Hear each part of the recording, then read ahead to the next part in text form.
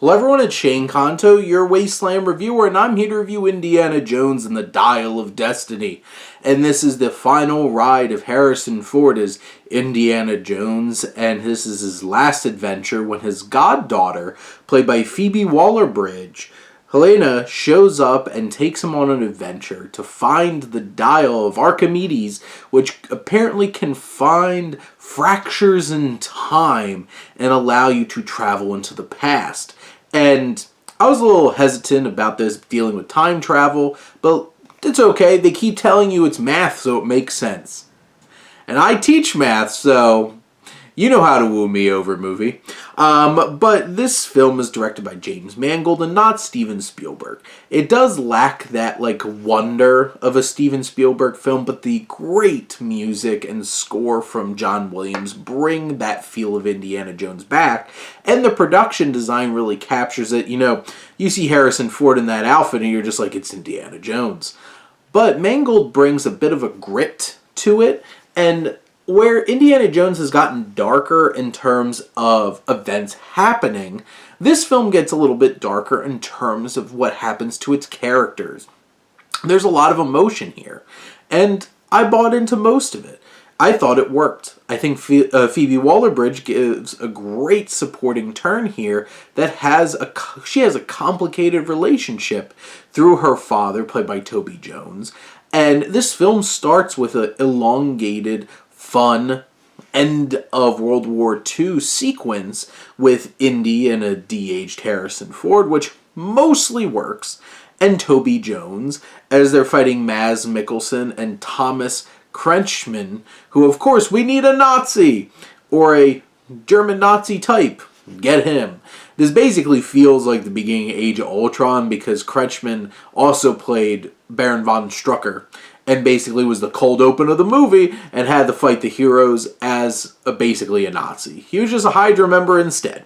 But this film, it sets things up really interesting. The action sequences, I think, are cool. So they last too long. They certainly do, because this movie lasts too long. This did not need to be 2 hours and 34 minutes. There was parts where, especially at the beginning of the third act, it started lagging a bit for me, and it was starting to lose my attention. But then the third act happened.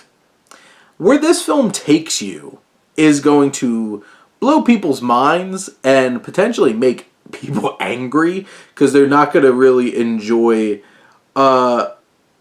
where it's like, it's a kind of thing where it's so different and out there and crazy, but the film built it up and prepared you for it. You're kind of like, oh, it actually happened. You have some actors in this film, like Antonio Banderas, who I love, so underutilized. You have, Boyd Holbrook, who's, the main antagonist henchman, who feels so just not used well.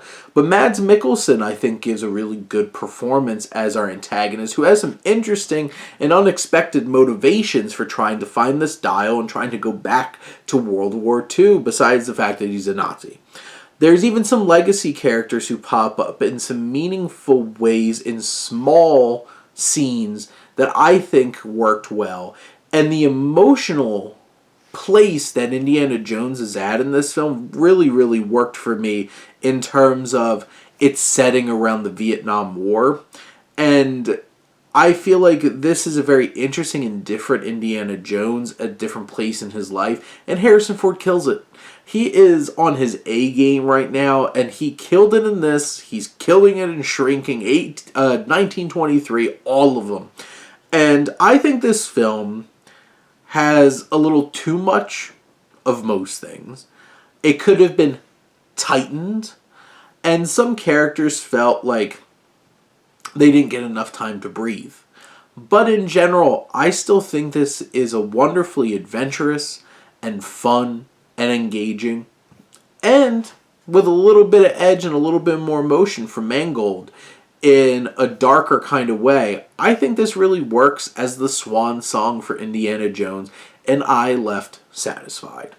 But those are my thoughts on Indiana Jones and the Dial of Destiny. Let me know what you think, and let's talk some movies. But thank you as always for tuning in and supporting your Wasteland reviewer.